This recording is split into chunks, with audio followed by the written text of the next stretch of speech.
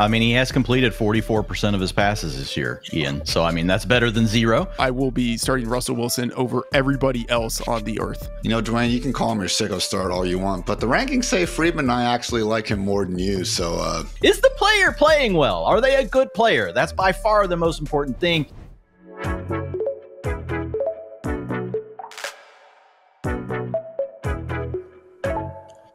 Hello and welcome to the Fantasy Life Show. Happy Thursday, everybody. I'm your host, Ian Hartitz. It is a great day to be great. It's a great day to break down the risers, the fallers, Freedman's favorite, and yes, even some Sicko Starts ahead of some Week 11 action. But of course, I need some help to accomplish all that. So joining me, as always, we have Dwain McFarland, a.k.a. Dwain O'Mac, and also Matthew Freedman, a.k.a. Matt F. the Oracle. Dwain O'Mac, how's it going? Good. Doing good. I bombed some jokes just before the show, so that's always nice. You know, we were all having a good time, and then I started telling bad jokes, and, you know, Freedman got pissed off at me. So, yeah, we're doing good.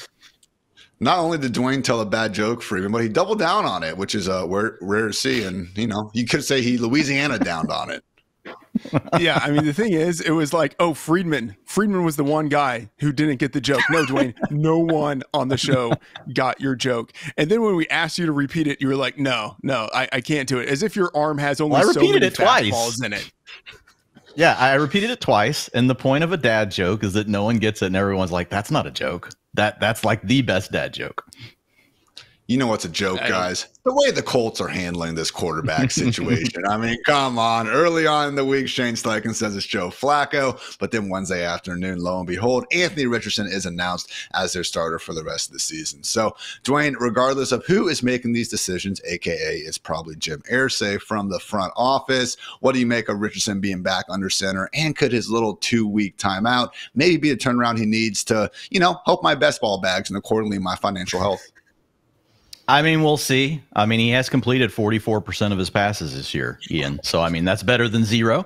So he's got that going for him. I mean, he's running the ball, so that's always good. We've talked about it so many times. I feel like we're blue in the face, like at this point. But if you run the ball as much as Anthony Richardson does, most of the time, you finish as a top 10 quarterback. There are outliers to these scenarios, and he has been one this season. So it's hard to say if he will get it going. I still tend to lean into the long-term data and think this will be a usable fantasy asset down the stretch, Ian, you know, but I don't think we can look at him obviously in the way we used to. We used to be like, hey, this is a mid-range QB1. If he gets it together in the passing game, he can be a high-end QB1. That's really gone. We're looking at a low-end QB1 that we're hoping for a big rushing spike week, honestly, that gives us a high-end quarterback performance.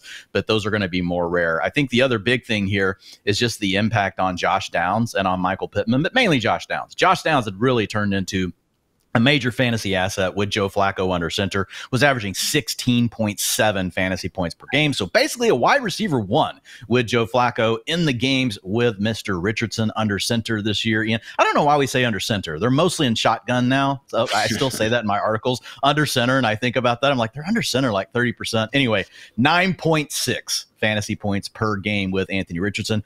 Pittman also 6.3 fantasy points per game with Anthony Richardson. It was slightly better at 11.7 with Joe Flacco. So these guys get major downgrades with Anthony Richardson back in the lineup.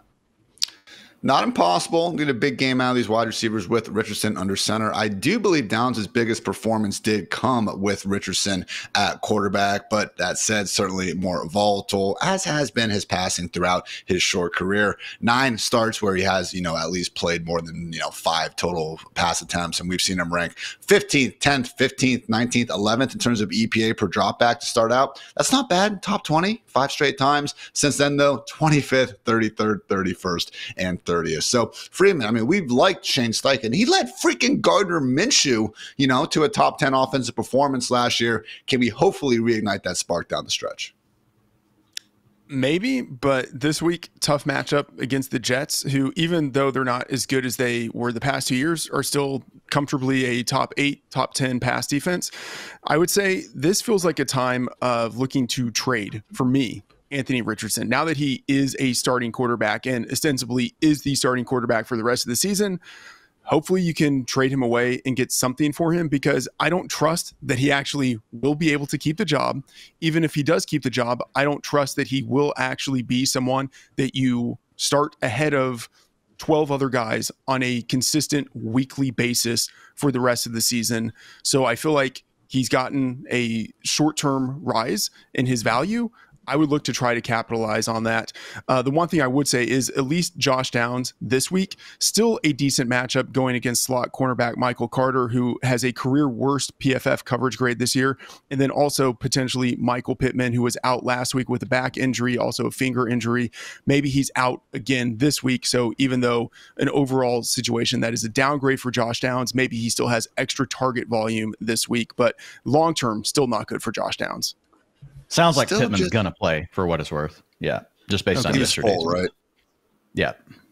Yeah, sounds good. So, hey, Richardson, still just 22 years of age. I like to think we've all grown a bit since we were 22, so maybe he can as well, but certainly in the near future, not looking good. And to Freedman's point, yes, we do have more than 12 quarterbacks ranked ahead of him this week. QB 14 for Dwain, my QB 18, Freedman all the way down there at QB 21. So not great at all, guys, but again, we will see if times can hopefully get better. So that was the main news story, but plenty of other tidbits that I quickly want to get through, as Deborah, the Wiener Dog, also wants to point out.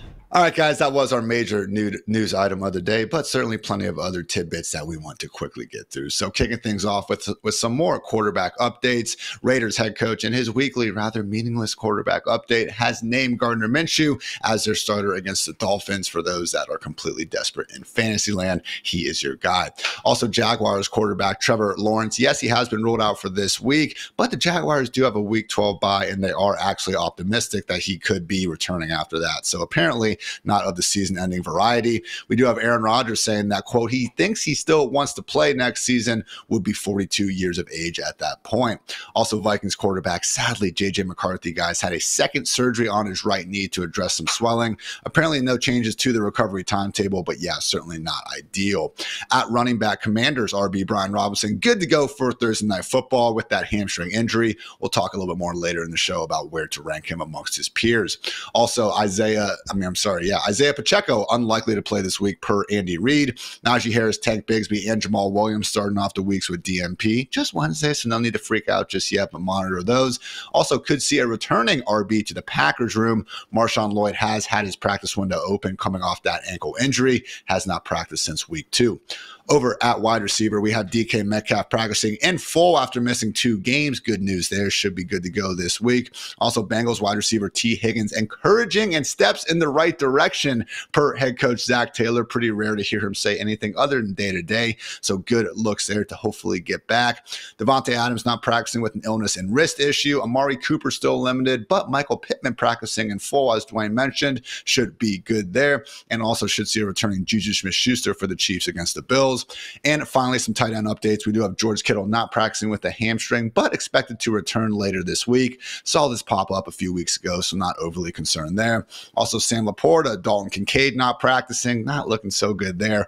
Isaiah Likely is limited, so that return would not be great for Mark Andrews. And Hayden Hurst not practicing due to a personal reason. Yes, one of us is in fact excited about Will Dissly. Get ready for that section a bit later. Only other final notes, Marshawn Lattimore, the newly acquired Commanders cornerback, has been ruled out for Thursday Night Football with that hamstring. But the Eagles on the other sideline are getting healthier. Left tackle Jordan Mailata is returning from IR ahead of TNF. So that was the news, everybody. And now a quick word to our friends over at DraftKings. A chill in the air, leaves falling to the ground, and football every weekend. That is what fall is all about. And you can make each weekend even more exciting by getting into the action with our partners at DraftKings, the #1 place to bet on touchdowns. And right now, all new customers who bet $5 will instantly get $200 in bonus bets. All you have to do is download the DraftKings Sportsbook app and sign up using our promo code FANTASYLIFE. The crown is yours. Again, that's $200 in bonus bets instantly, and you can stay in on the action and use your $200 in bonus bets to bet anytime touchdowns on DraftKings. After all, DraftKings is the place to bet touchdowns. If sports betting is not yet available in your state, don't worry. You can still join in on all the fun with DraftKings Daily Fantasy and have the shot to win cash prizes. Download the DraftKings Sportsbook app now. New customers use our promo code FANTASYLIFE and bet just $5 on any wager to get $200 in bonus bets instantly. That's promo code FANTASYLIFE only at DraftKings Sportsbook.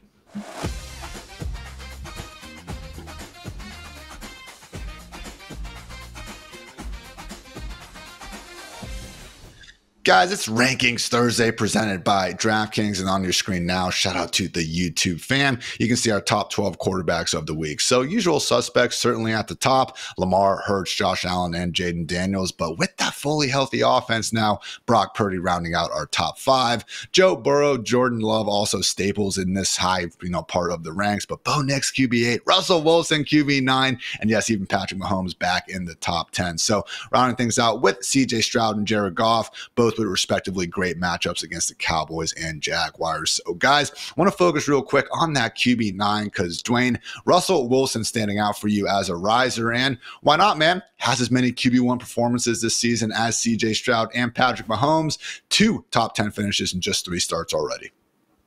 Yeah, over the last 3 games, QB3, QB21, and QB9, averaging 19.6 fantasy points per game. A little bit of a rough start last week. In that first half, didn't have very many passing yards. I want to say it was under 50 in the first half. Comes back in the second half, throws for 150 to get to almost 200, but he gets the 3 passing touchdowns.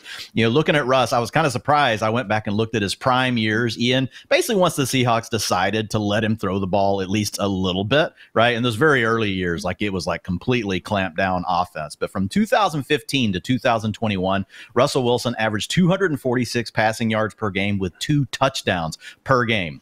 Guess what he's averaged this year?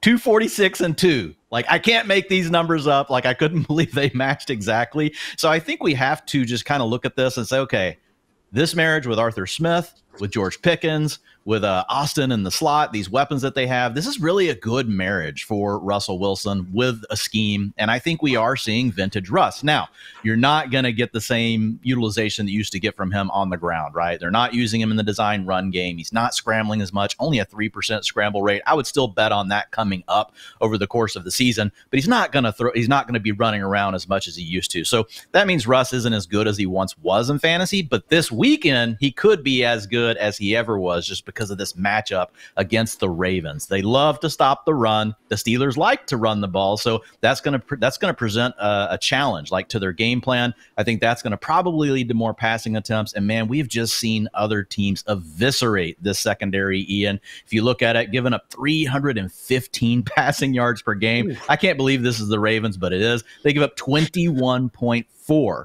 fantasy points per game to opposing quarterbacks just through the air. That's before we count any of the scrambling, the rushing touchdowns, 21.4 just through the air. So that is a lot. It's the #1 boost to fantasy quarterbacks based on our DVP tool over at FantasyLife.com. So yes, Russ has a lot of things going in his favor. I was about to say, this whole matchup, Freedman, I'm a big fan of the Not Your Father's root beer. Very delicious beverage. This is not your father's Steelers-Ravens matchup because we're expecting points flying on the scoreboard, man. Yeah, if you look at the best bets article that I write every week and publish at Fantasy Life, the over in this game is one of my favorite bets. And you wouldn't think, an AFC North game outdoors in November. That would not be the setup for an over game. But as Dwain mentioned, it's these Ravens, right? They're #1 in offensive EPA, number 27 in defensive EPA, 9-1 to the over. Ravens games are this year. And I think that means we end up seeing a lot of points for both of these teams, which creates the environment for Russell Wilson to need to throw the ball and have the opportunity to go off. It's a small sample, just 3 games he has started this year. But in those games, #2 in adjusted yards per attempt, #6 in composite EPA and completion percentage over expectation.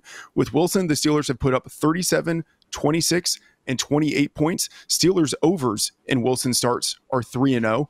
This is a game that really could shoot out, and I think that means really big things for Russell Wilson this week. And by the way, this is the classic Mike Tomlin spot. Tomlin at home, Tomlin in division, Tomlin as an underdog. His teams historically have outperformed. And if it were just a 1 or a 2 year sample, you would just say that's variance. Tomlin has been doing this for the entirety of his career.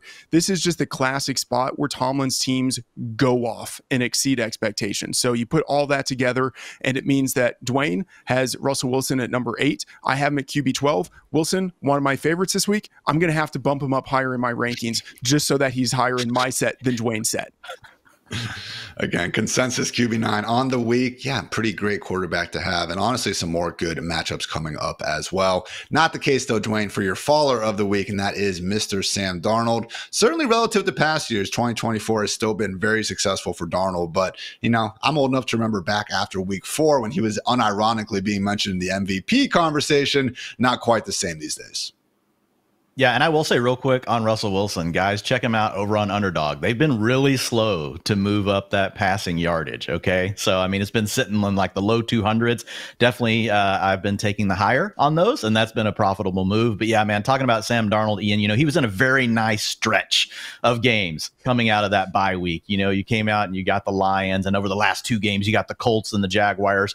And look, he was a usable quarterback. Like, I think we had a good call on that. He gave you 16.7 fantasy points per game, though it wasn't quite to the heights that we had hoped for. He gave you a QB 11 finish, a QB 16, QB 7, QB 20. We had mostly been ranking him as a mid-range to low-end QB 1 in those matchups. So even though he was usable, he still overall underperformed, especially considering the fact he's got Justin Jefferson, he's got Kevin O'Connell. So now he moves into a stretch of the schedule where it's just going to be tougher, and it starts this weekend with the Titans. They've given up only 11.4 fantasy points per game to opposing quarterbacks through the air, which is where Sam Darnold does his damage. He's not going to be, he scrambles more than we think, but he's not a guy that's going to give you a lot of points on the ground. So he's mostly going to do his damage via the passing game. And that's where the Titans, man, they have been they have to be the biggest upgrade to a secondary we've seen this season. So hat tip to them. They did a major overhaul, and they've been really good at stopping the pass. So he does downgrade for me to high end QB2 territory.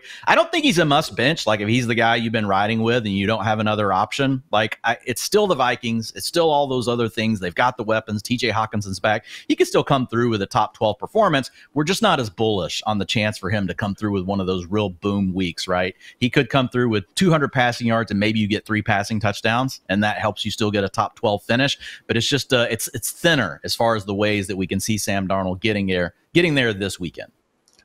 He's actually, I was surprised because I was, just doing some splits and stuff yesterday, like statistical splits. I am not that flexible, but looking at Sam Darnold, I expected a bigger drop off over the second half of the season compared to the first half. He's really still been great. It's just the turnovers have started to tick up. And accordingly, Freedman, 6 combined interceptions and fumbles over the last 2 weeks. Do you think one more bad performance could get that Nick Mullins, call back to under center? I mean, maybe if it didn't happen last week, it feels like it might never happen because last week was almost as bad as it could get for Sam Darnold. One would hope. I mean, it wasn't Goff level throwing 5 interceptions, but it still was not good. It was bad enough to where our guy, Thor Nystrom, devoted Vikings fan on Twitter was literally saying, it's time for Nick Mullins. And anytime Thor is saying it's time for the backup quarterback whose name is Nick Mullins, it's not a good situation. But Darnold has always had the ability to sling it.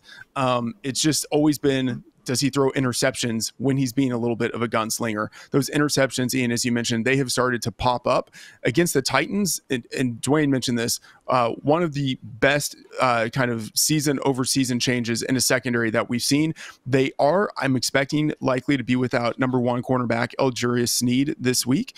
He's been out for a little bit, but still a pretty strong secondary. Like Darnold, in a super flex situation, sure, you're starting him, but we are a long way removed from week 4, week 5, where you're thinking this is a guy that you're potentially starting every week. For what it's worth on Freedman's, how much is each quarterback worth against the spread, value chart? We actually do have Mullins getting a slight 0.6 advantage. So regardless, kind of a bit of a scratch. And when you're just looking at the guys versus spread. So not great in Minnesota, but again, hopefully McCarthy's now second surgery gets that job done on that knee. Going to need you in 2025 and beyond. Let's get to Freedman's favorite of the week. Chargers QB1, and honestly, just one of the best quarterbacks in the league. I don't know how we could say otherwise at this point. Justin Herbert, not only has he been getting the uptick in passing volume more weeks than not lately, Freedman, but we're also starting to see the man use that athletic ability on the ground. Yeah, so I'm looking at the rankings right now, and I think there's a pretty big discrepancy between where Dwain has him and where I have him. I have him number 7, the highest on the staff. Dwain is at number 17, close to the lowest on the staff. And I will say maybe I'm just more optimistic on the Chargers. I've been optimistic on the Chargers all year. And just as a team, they've exceeded market expectations, 6-2-1 against the spread this season. And they have changed since the week 5 bye. In weeks 1 through 4, they were a very run-heavy team, 47% pass rate. Since the week 5 bye, 52.6% pass rate, which it's not like they're like just throwing it all around the yard, but it means that they are much more balanced. And with that, it's given Justin Herbert an opportunity once again to become a viable fantasy option. In weeks 1 through 4, he had only 144.5 passing yards per game, 7 adjusted yards per attempt, only 24 rushing yards in 4 games. Since the bye week, 262 pass yards per game, a 9.5 adjusted yards per attempt mark, 93 yards rushing, and a touchdown. Like, it's just a little bit of a different Justin Herbert. And he had the foot injury in the offseason. I think that was limiting him a little bit in the first month of the season. Now, I think we have a pretty healthy Justin Herbert who is looking like one of the best quarterbacks in the league. And that offense just continues to develop a little bit more each week in that new offensive system that they have. And earlier in the season, Justin Herbert was missing a number of his wide receivers. They're all back now. Of course, he doesn't have Hayden Hurst, and we'll talk about that a little bit later. But I still think this is a good situation. And then it's the matchup. Really, it's the matchup. The Bengals are number 4 in most fantasy points allowed to quarterbacks, number 4 in largest fantasy boost allowed to quarterbacks. This is a game that I think will have a chance of shooting out, or at least a greater chance of shooting out than people would expect with a Chargers game. So I do think this is a pretty good setup for Justin Herbert. Sunday night fireworks could be on tap. And again, mentioned that rushing upside, 49 rushing yards and 32 in 2 of his last 3 starts, 2 of his top 8 highest marks in his career. And he only had 34 rushing yards total in his first 6 starts of the year. So certainly seeing him far healthier following that bye week. So my QB10 for what it's worth, a bit more on Team Freedman this week. Dwain, someone that you would be starting over Justin Herbert, Bo Nix, Broncos QB1, getting a lot of praise from guys like Patrick Mahomes and Travis Kelce in the media this week. Talk about him against a Falcons defense that, guys, this is a fun stat I found yesterday. 2024 Falcons are the first defense ever in the Super Bowl era, at least, that have failed to get at least 10 sacks in the first 10 games of the season. So not bad when you're, trying to start your fantasy quarterback against that. Yeah, for sure. And I will say on Herbert, like, I could be too low. I think there's a huge tier of quarterbacks right now this week. And I think Goff, Nix, Stroud, Sam Darnold, even Aaron Rodgers, Tua, Stafford, they're all kind of jumbled together. And I could see any one of them being at the top of that group. And if you did that, that would have me a little bit more in line with you guys. Like, Herbert would be my QB 11 in that scenario. Right. And I do like all the things that Freedman said. We talked about buying the Chargers offense yesterday on the show, Ian. So I am down with the Chargers. I just get a little worried. I don't know what game plan they're going to deploy. Are they going to try to go run heavy? Are they going to try to go pass heavy? And obviously some of that comes down to the game script. But yeah, on Bo Nix, I really like the matchup for him this week. But we always start with the player first, Ian. That is the thing that matters for scoring future fantasy points. Is the player playing well? Are they a good player? That's by far the most important thing. And Bo Nix has been balling, averaging 19.4 fantasy points per game over the last 4 weeks. During that stretch, he's averaged 222 yards per game and 1.3 passing touchdowns through the air. That may not sound like a lot. You're like, 222? Well, that's around the NFL average this year. So Bo Nix has been an average passer as a rookie that some thought was a reach in the first round of the NFL draft. And then whenever you add on his ability as a rusher, Ian, that's where it gets interesting. Design rushing attempts, 12%. That's tied for 7th in the NFL. And then his scramble rate is 7%, which also ranks 7th out of all quarterbacks with at least 175 snaps on the season. So getting it done with his legs, better than we expected as a passer. Doesn't have the weapons that we want. It's pretty much Cortland Sutton or bust right now in Denver, but they are vibing right now. He is a good fit in that Sean Payton scheme. And then you've got this matchup against the Falcons that you just mentioned. I did not know that data point. That was a really good one, Hart. It's only 10 sacks for the first 10 games. That's not very good, but they give up the 5th most points per game to quarterbacks through the air, 15.9. So this is really an opportunity for a dual threat kind of game for Nix. He could be above average as a passer in this matchup and still do what he normally does on the ground. The last time we saw him do that was against Carolina in week 8. He dropped 29.8 fantasy points.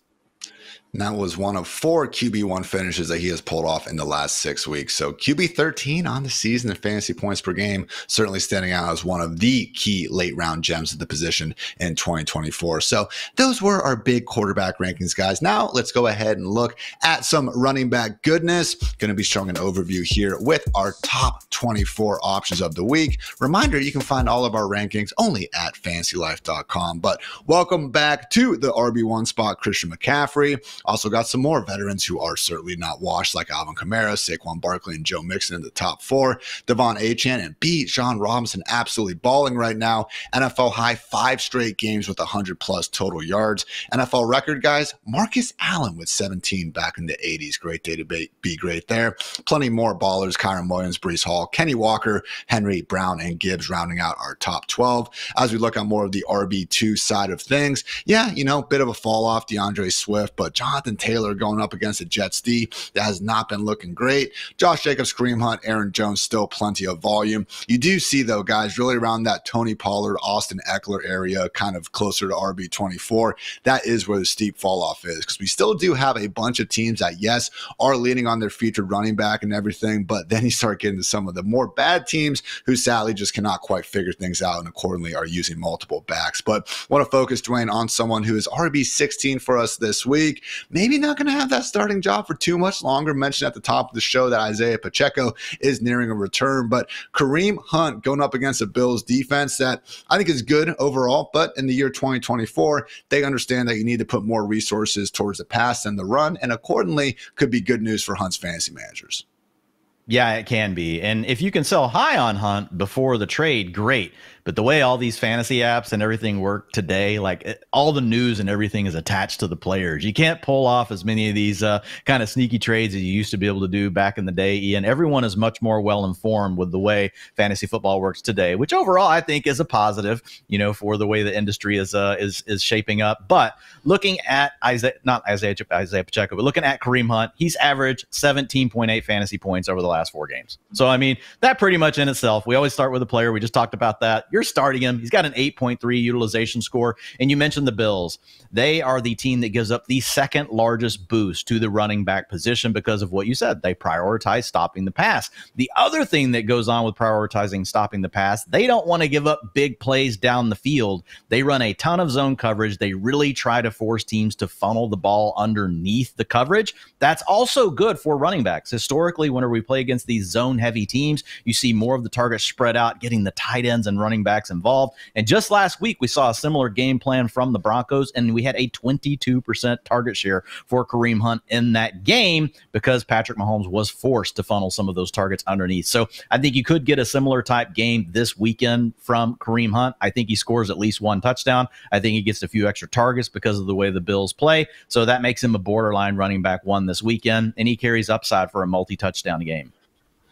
It's not like it's been the world's greatest comeback among 44 qualified running backs. He's 36 or worse in pretty much any advanced metric you want to bring out. Not been explosive, not breaking a ton of tackles. He's only averaging 3.6 yards per carry. That said, he has been more successful on plays than not. He's only been, stuffed for no gain or a loss on, the 8th lowest rate at the position. So he is keeping the chains moving. But more importantly, Freedman, as we see with Kyron Williams over in LA, we don't really care about those stats when you're getting that sweet, sweet volume in an offense that can score touchdowns.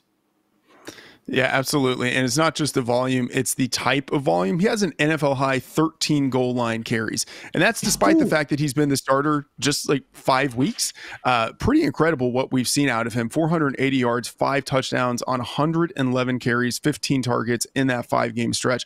And then just looking at the environment for the Chiefs here, they are road underdogs. That typically is the type of situation in which you really wouldn't want to be starting a player, or in which that player, even if you're starting him, your expectations are tempered a little bit. But this is the Chiefs we're talking about with quarterback Patrick Mahomes. They are 10-0-1 against the spread as road underdogs, 9-2 on the money line as road underdogs. That is an unreal statistic. And then the Bills, number 2 in most fantasy points allowed to running backs, number 2 in largest fantasy boost allowed to running backs, and they are without linebackers, Matt Milano and Balin Spector. Absolute great setup for Kareem Hunt this week, even though he is a road underdog. Less of a great setup is going to be for Titans RB1 Tony Pollard. But Dwain, as we saw last week, the RB1 label more like a 1A once Tajay Spears is back involved. Yeah, and this is something that the coaching staff for the Titans, they've told us all year. Now, it hasn't come to fruition for different reasons, part of it due to injuries to Tajay Spears, but he returned to the lineup last week. And also, it could have been due to an injury to Tony Pollard as to why we saw such a close split. Honestly, I can't tell you for sure what this is going to look like going forward, but I just can't find a lot of reasons this weekend to try to force it with Tony Pollard. Knowing that he registered his lowest rush share of the season last week, Ian, at 50%.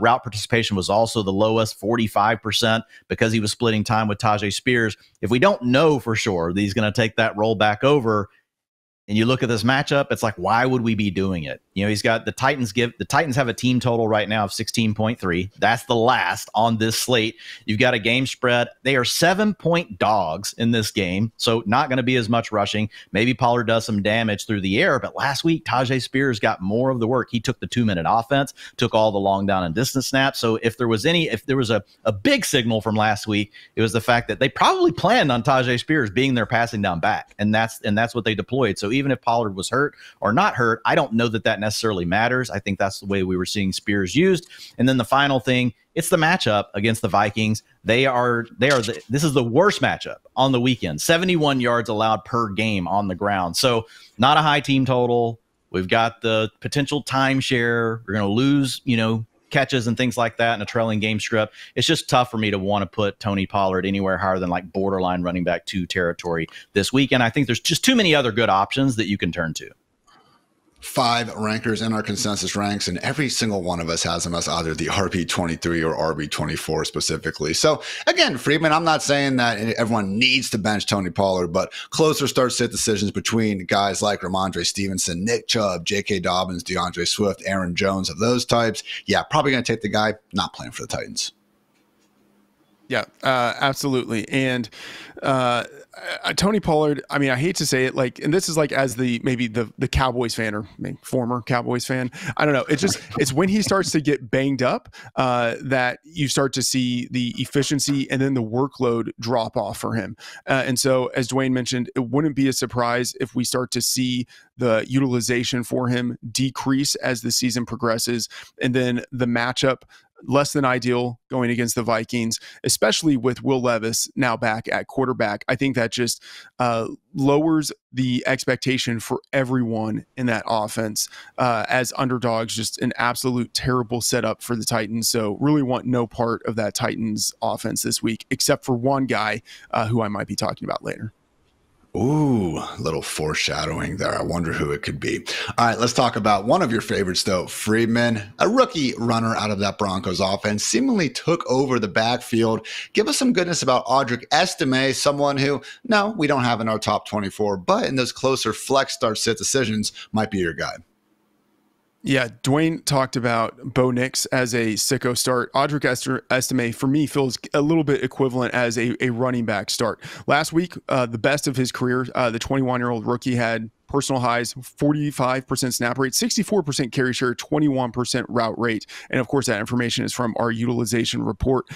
With that usage, only 53 yards, didn't score a touchdown. So you look at that and that doesn't feel great, but all indications are that he is now the backfield leader as the team's primary early down and short yardage back. And in this game, that could matter a lot. When the Broncos fall behind, Estime is at risk of being scripted out of the offense. For the season, he has 0 targets on 11 routes. But this week, the Broncos are home favorites. They should have enough neutral and leading game scripts so that Estime has a reasonable chance of getting double-digit opportunities. And then we talked about that matchup earlier. The Falcons, number 28 in defensive rush success rate. On the defensive line, they definitely will be without Lorenzo Carter and Rook Arroyo, and they could also be without defensive tackle Taquan Graham, who's dealing with a pec injury. So great situation this week for Audric Estime as a home favorite. Week to week, he might be a little more inconsistent, but this week, because of this situation, it feels like a reasonable flex option for you. 0 targets still this season, so not going to be saving you in the PPR streets as much, but 15 plus carries in that offense that, again, as Dwayne and I talked about yesterday, has been rising and playing a bit more average than the below average group we saw in the first half of the year. Can't go too wrong there. Now, Dwayne, let's talk about someone else that we mentioned yesterday, and, I'm going to pat myself on the back. I called it Sicko Start of the week, Nick Chubb. Good matchup, hopefully more well-rested after that bye. Talk about what you're expecting here with the Browns RB1 going up against the Saints.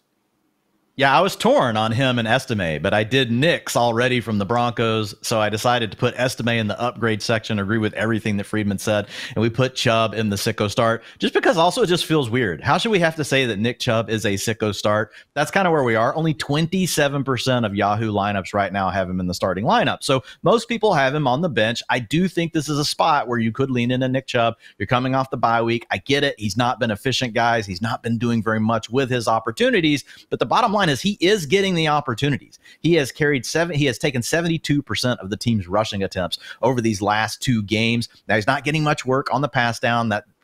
That goes more to Jerome Ford and Pierre Strong. But this is a game script like what Freedman just talked about with Estime, where it should be close. They're 2-point dogs to the Saints. Okay, the Saints are giving up 141 yards per game on the ground. That's the 3rd most on this slate. So I think this is a spot where you can use Nick Chubb if you are hurting at the running back position. We've got Tyrone Tracy on bye. There's a lot of guys that you got Bucky Irving on bye. So a lot of guys that have been kind of in that range as someone you might have been using as your flex that aren't available to you this weekend. So I think that Nick Chubb does make his way into that conversation. I've got him as a borderline running back 2 this weekend, Ian, and I do think there's a chance, like if he scores a touchdown, he might be closer to a running back 1 in this particular matchup. Dwayne, you can call him your Sicko Start all you want, but the rankings say Freedman and I actually like him more than you, so, adjust him.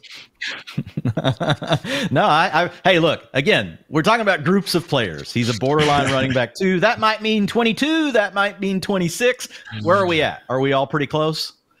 Yeah, I'm just being a little bit of a dick here, Dwayne, but I do appreciate the call as well. So Nick Chubb, get him in more starting lineups than not. Now time, guys, for some wide receiver goodness. Once again, going to be looking at our top 24 to kick things off. And yeah, not going to see any strangers there in our top 6. Jamar Chase coming off the performance of the season. Our one true sun god, Jay Jettas, AJ Brown, Puka Nacua, and hopefully, fingers crossed, a returning Nico Collins. Great day to be great there. Again, more usual suspects: Garrett Wilson, Cooper Kupp, George Pickens, Tyreek Hill, Drake London, and scary Terry McLaurin rounding out the top 12. Been so great seeing Terry's, real breakout season this year with the first and really only competent quarterback play he's ever received.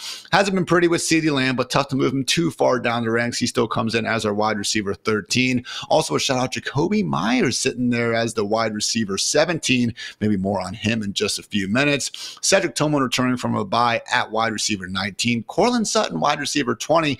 4th most PPR points per game at the position over these past 3 weeks. Really been on a tear ever since having that infamous Thursday night goose egg. Khalil Shakur, DeAndre Hopkins, and a returning Jackson Smith and the Jigba rounding out the top 24. We'll see if JSN can keep some of that pre-bye week magic despite the return of DK Metcalf ahead of this matchup against the 49ers. So, Dwayne, want to first focus on that wide receiver 19. Cedric Tillman, wide receiver 15, wide receiver 3, and wide receiver 11 in 3 full games as a starter before the bye. Not bad for a guy who literally didn't crack the top 100 before then. Yeah, I'm going to be honest. Freedman and I are in a guillotine league together, and I went after A.J. Brown this week, I think, for like 230, 250 of my fab dollars. And Freedman low-key got Cedric Tillman for 18, and I wasn't for sure how to feel about it. I think I would prefer Cedric Tillman at $18 to freaking, AJ Brown, who we love, at $250. So yeah, nice job by Freedman on that one. 21.5 fantasy points per game for Cedric Tillman since Amari Cooper has departed from the Browns offense. He leads the team in the things that predict future fantasy points the most: targets, air yards, end zone targets. How do you put all those things into one data point that's more predictive than fantasy points? Oh, wait, the utilization score, where he has an 8.9 right now over that stretch. stretch. If we look at history, that says that he's going to be a wide receiver 1 more often than not in runouts for the rest of the season. Now, I'm with you, Ian. I read your article from yesterday. Really good job by you saying, hey, look, Tillman's balling. Also wouldn't be afraid to sell him high because there are some matchups that are coming, but mostly because we don't know what's going to happen with Jameis Winston long term. But this weekend, we do know that Jameis Winston is starting. He could throw 7 more picks in this game. That's not a joke. He really could throw 7 picks in one game. That's possible for Mr. Winston. And if that happens, it could get him benched. But this weekend, we're going to have him. And as long as I know that, I'm good. You get the Saints giving up the 3rd most passing yards per game on the slate, Ian, at 259. That's a nice thing. We don't have Marshawn Lattimore. Not for the Commanders either. Going to miss another game there. But the secondary that we have right now with the Saints is not quite up to snuff versus what we've seen in historical years where they've been more capable of really shutting down opposing passing attacks. So I think this is a matchup that Jameis can also come in and, he can get that revenge game potentially, Ian. So I think we're going to see the ball in there. I do think that the Browns are going to try to run the ball more coming out of the bye, maybe take some of the YOLO out of Jameis, but I still think that Cedric Tillman is going to have plenty of opportunities to post a big game here. Always scary letting Jameis go full Jameis, for his real life team, for his coaching staff, and probably honestly for Jameis himself. But Freeman, at least for his pass catchers, man, it's a hell of a drug in fantasy land. Yeah, absolutely. Love Cedric Tillman this week. And I'm looking at the rankings. I'm the lowest out of the 3 of us. I need to get those numbers up. It's unacceptable right now. I need to be ahead of Dwain on this number. But I'm looking at the Browns. They are underdogs in this game. But in our FantasyLife game models, we actually have them projected as slight favorites. Really love the situation for the Browns this week. Dwain mentioned it, going against a depleted secondary. Not only are they without Marshawn Lattimore, who they traded away, they are without their number 2 cornerback, Paulson Adebo, who is on the IR with a leg injury, and they also might be without their number 3 perimeter cornerback and Kool-Aid McKinstry, who's been dealing with a hamstring injury and has been out since week 9. You mentioned the Jameis Winston revenge game factor. It's not just a revenge game against the Saints. I mean, this was a team that he left in the offseason after leading in week 18, a low-key de facto locker room mutiny that at the time probably should have gotten Dennis Allen fired and basically just did get Dennis Allen fired. So you have Winston walking in with the revenge game. He got Arthur Smith too, Freedman. Yeah, that's true. Yeah. He killed 2 coaches, right? It's absolutely fantastic. So Winston, he's a gunslinger anyway. He might be just a little extra motivated going against his former team in the Superdome. And that means good stuff for Cedric Tillman. You guys have talked about it. I mean, the team's top playmaker, 32 targets in 3 games since the team traded away Amari Cooper, 91% route rate, 21% target rate, 24% target share in the post-Cooper era. Tillman is maybe the outlier in that he could be the wide receiver that you get on waivers who actually could be a true difference maker for your season. You can find those guys at quarterback, at running back. Almost never do you find those guys at wide receiver. This year, Cedric Tillman really could be that guy.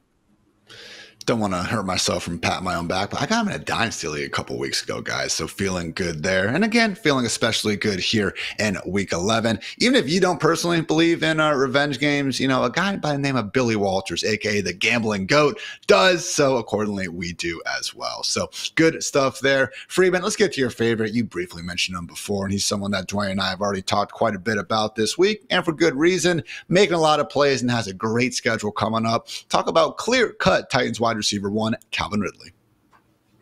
Yeah, Calvin Ridley, I go back and forth as to whether this guy is actually a good NFL player, but right now it might not really matter. He's got the volume and he's got the production.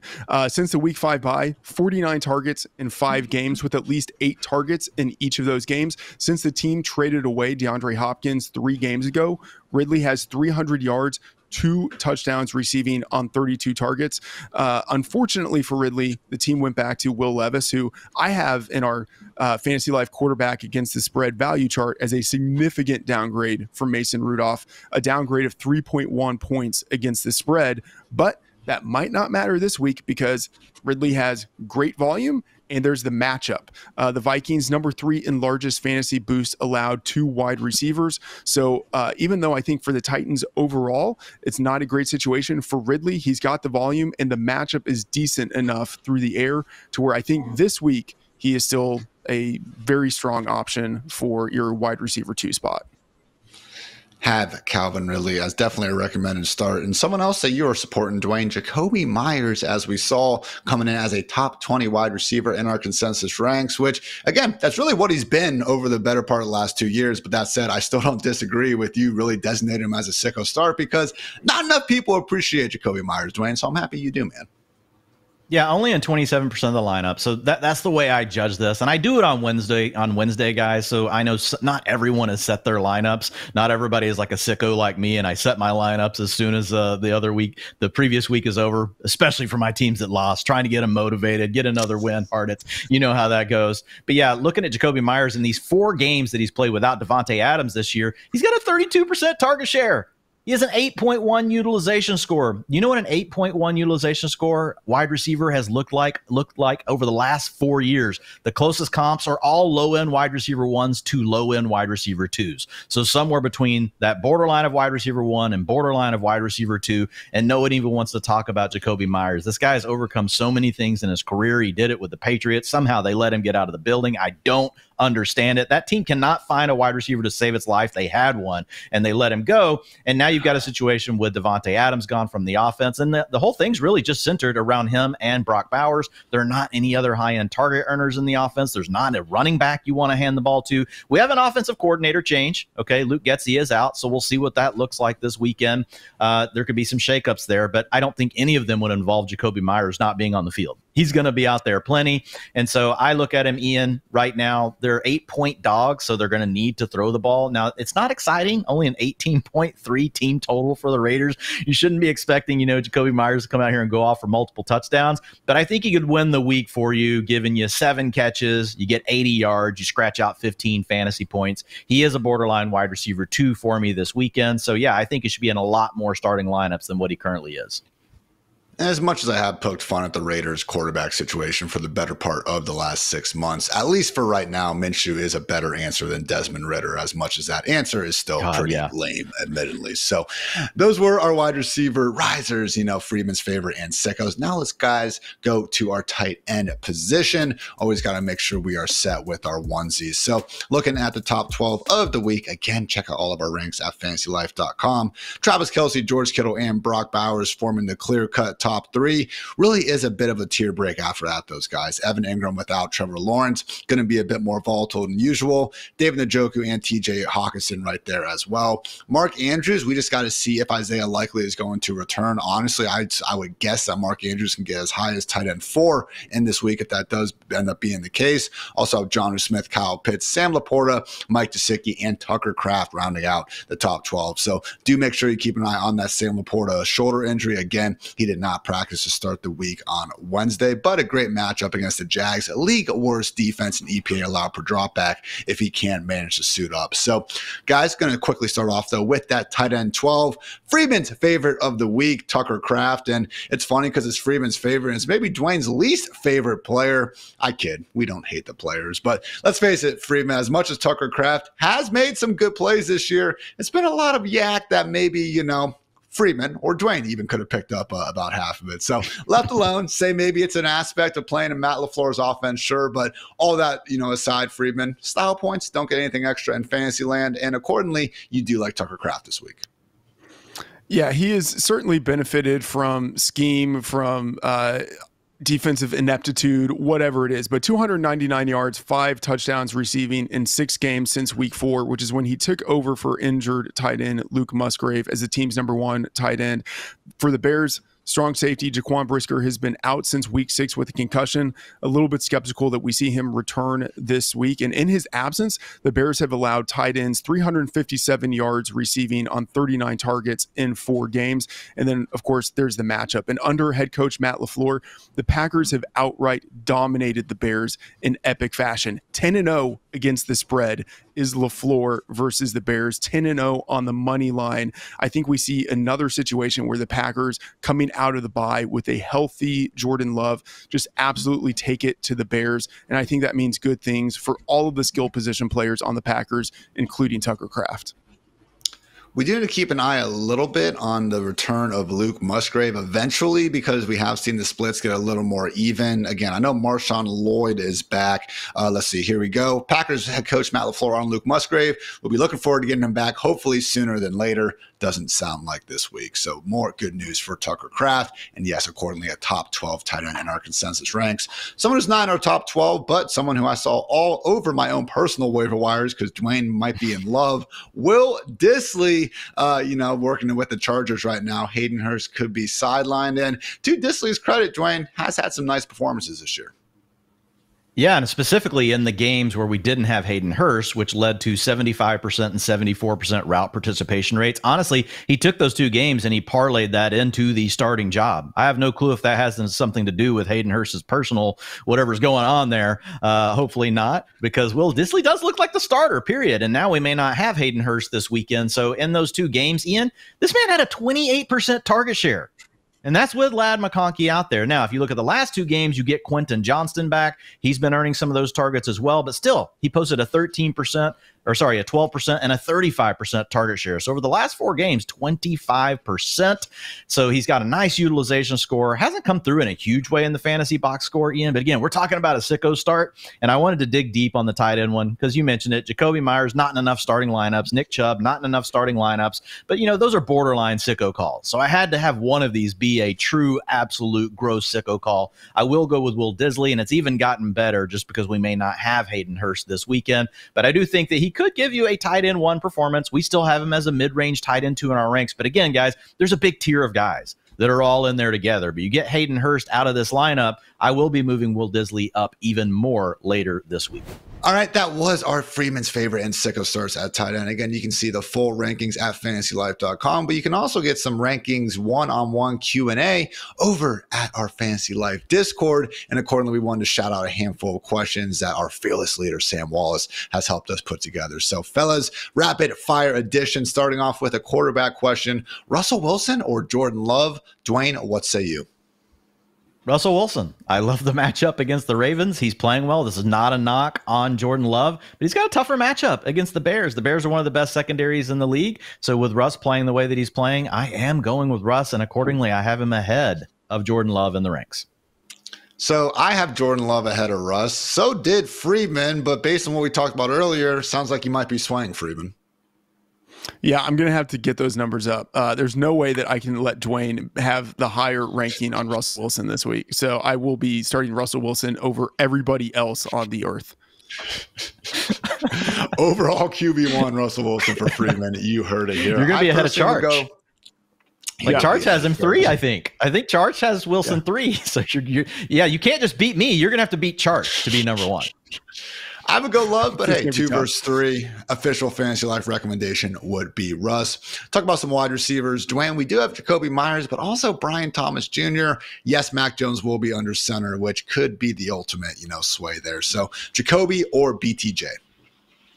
This one is close. I do have Myers ahead. If I knew it was going to be Trevor Lawrence, which I still am not convinced Trevor Lawrence and Mac Jones were that different. I know Mac Jones had a really bad game last week, but I also think part of this has been Brian Thomas Jr.'s injury, Ian, and that's the one thing I'm still worried about. He's been practicing. He's been out there. He's obviously not been the same player yet. Because of that, I would slightly lean to Jacoby Myers, but I want to say this one is really close. And if you are aiming for ceiling and you don't care about your floor, let's say you're a 20-point dog in your matchup, I would go with BTJ in that scenario. If you think you're a favorite and you just want the floor, I think that Myers is the play. Freeman, I think Dwain kind of nailed it. Do you have any disagreements? 100% agree with that. Yeah. I thought he was going to say 100% disagree. Just hard opposite. All right. Devonta Smith or Cedric Tillman, though, Freeman? Cedric Tillman, love Devonta Smith, but A.J. Brown is there, and he's still the alpha. Cedric Tillman, we talked about his matchup earlier. Great setup against the Saints, who are just depleted at cornerback, especially on the perimeter. So love Cedric Tillman. I already know Dwayne's also on Cedric Tillman, and I am as well. So 3 for 3 there. Audric Estime or Tyler Algier, though, Dwayne, probably just got to go with the starter here. Yeah, Estime. I think this is an easy call. I'm going with Estime. Was proven to be the starter for his team last week. Look, and over the last 4 games, Bijan has pretty much dominated the touches, for the Falcons. I know Algier got 3 shots at scoring a touchdown last week, but his touches, his opportunities have all been down. Yeah, it was split a little more evenly earlier in the year, not so much recently. Of course, Freedman's favorite with Estime going to be the pick there. Last one, fellas, Freedman, J.K. Dobbins or a returning Brian Robinson on Thursday Night Football? I mean, like Brian Robinson, but he's still always going to have to deal with the possibility of losing goal line touches to his quarterback, losing some key touches to another running back there in Austin Eckler. J.K. Dobbins, he still has to deal with Gus Edwards, but I prefer him just a little bit because he's on a team that I think is ascending. I prefer Dobbins as well. It is funny. It's not funny because I, lost some money on it last week. But Justin Herbert and Hassan Haskins did actually, snipe Dobbins at the goal line last week. Wouldn't expect that to happen too much more moving forward, Dwain. Yes, Gus Edwards is there to siphon away 10 or so carries, but I would remain surprised if Dobbins doesn't work his way up to around 15 or so combined carries and targets per week. Just unfortunate that ceiling isn't higher.